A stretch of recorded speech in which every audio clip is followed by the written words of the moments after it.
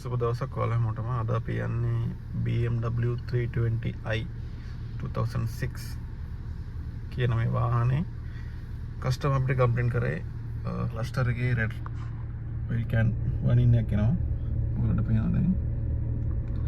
ඇත්තටම මේකට හේතු ගොඩක් තියෙනවා. එකක් ඔයිල් ප්‍රෙෂර් සෙන්සර් එක, අනිත් එක එන්ජින් එක ඔයිල් ප්‍රෙෂර් ලෝ සහ ප්‍රෙෂර් ලෝ සහ වයරින් එකේ තව මොකක් හරි අවුලක් තිබ්බොත් මේ වගේ දෝෂ වෙන්න පුළුවන්. So now we can go how to fault finding. මේ තියෙන්නේ BMW එකේ wiring diagram එක බලන software එක බලමු.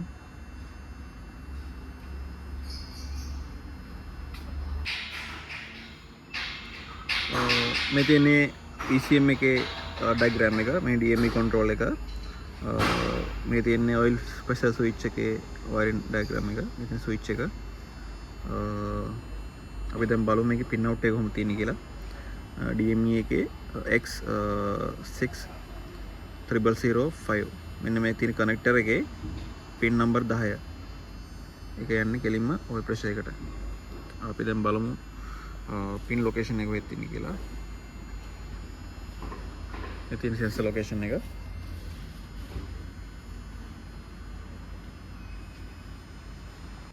හරි, අපි දැන් යමු location බලන්න. මේ තියෙන ECM එක, මේ තියෙන pin out එක. අපි දැන් බලමු මේ pin එක කොහෙද තියෙන්නේ කියලා. ඊට කලින් මම ඔයාලට පෙන්නන්නම් pin out එක. මෙහෙම ගියාම තියෙනවා. ඔයගොල්ලන්ට පේනවා මෙතන oil pressure switch pin 10 signal oil pressure switch. මම මේ වයර් එක හොයාගත්තා. මේ තියෙන කහ පාට වයර් එක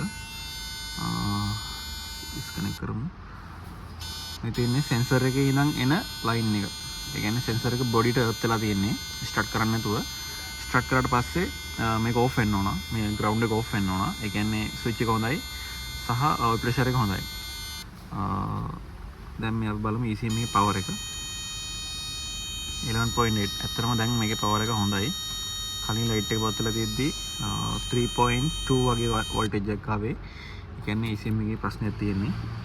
ඒක තමයි ECM එකේ තියෙන්නේ.